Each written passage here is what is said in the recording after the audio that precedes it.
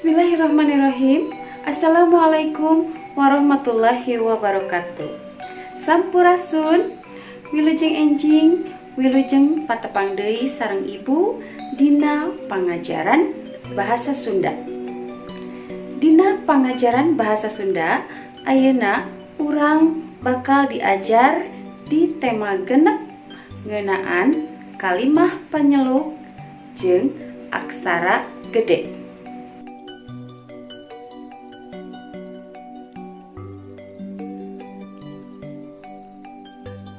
Dina pangajaran samemehna hideuk tos diajar ngeunaan kalimah wawaran jeung kalimah pananya. Tah, dina pangajaran dinten ayeuna mah urang diajar ngeunaan kalimah panyeluk. Kalimah panyeluk gunana pikeun nembongkeun rupa-rupa rasa. Sangkan bisa ngebrehkeun naon-naon wae anu dipimaksud. Lamun dina bahasa lisan mah kalimah panyeluk teh sok dicirian ku lentongna anu rada naek. Tapi lamun dina bahasa tulisan kalimah panyeluk cirina nyaeta ditungtungan ku tanda panyeluk. Contoh kecap jeung kalimah panyeluk. Jang, cik bapak pangyokotkeun pacul. Ulah dipicen di mana wae runtah teh. Euleuh, wilujeng sumping Pak Kuwu.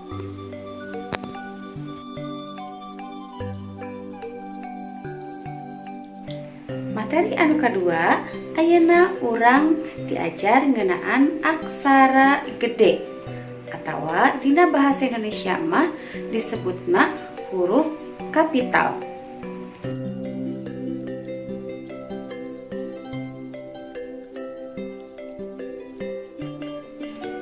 Lamun hideuk nitenan rupa-rupa kalimah, hideuk bakal manggih aya tulisan anu make aksara gede, aya oge anu make aksara leutik.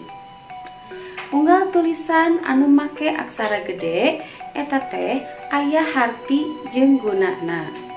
Kukituna hayu urang titenan naon wae atawa kumaha wae carana nulis make aksara gede. Nu kahiji, aksara gede biasana dipake keur nuliskeun aksara kahiji dina awal kalimah. Contona, rombongan teh miyos di terminal Dago. Huruf R dina kecap rombongan ditulisna make aksara gede lantaran dina awal kalimah. Anu kadua, pamandangan sakitu endahna. Huruf P dina kecap pamandangan ditulis make aksara gede lantaran dina awal kalimah.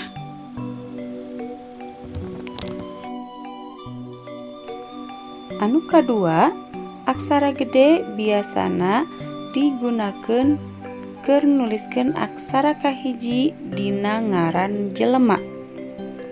Contona, Dewi Sartika. Huruf D dina kecap Dewi make huruf gede. Kitu oge huruf S dina kecap Sartika ditulisna make huruf gede.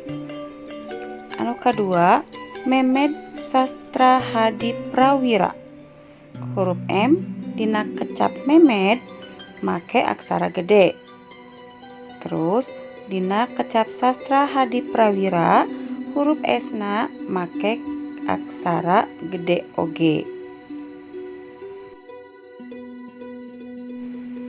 Anu katilu, aksara gede biasa dipake keur nuliskeun aksara kahiji dina ngaran jeung gelar.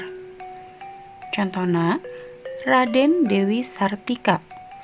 Huruf R dina kecap Raden make aksara gede lantaran mangrupakeun gelar. Terus anu kadua, Pangeran Wangsakerta. huruf P dina kecap pangeran oge make aksara gede lantaran mangrupakeun gelar.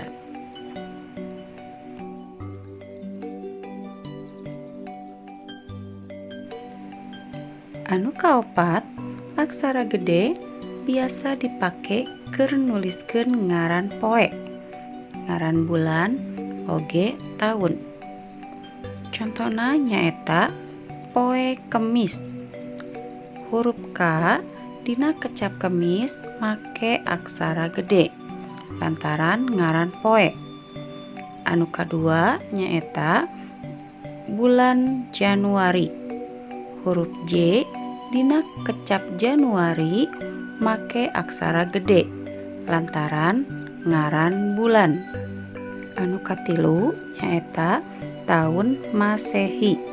Huruf M dina kecap Masehi make aksara gede.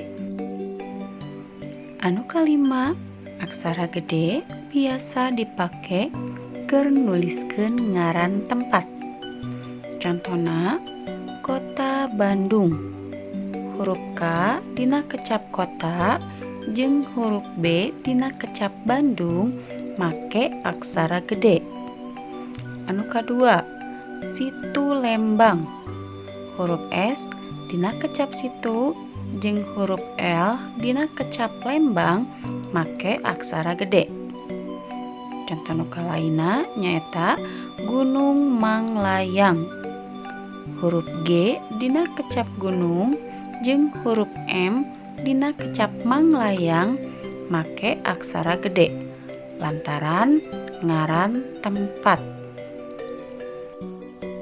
Sakitu wae pangajaran bahasa Sunda dinten ayeuna.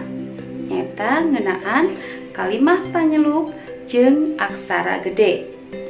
Sangkan hidup leuwih ngarti deui, pek ku hidup kerjakeun evaluasina. Hatur nuhun kana perhatosanana. Wassalamualaikum warahmatullahi wabarakatuh.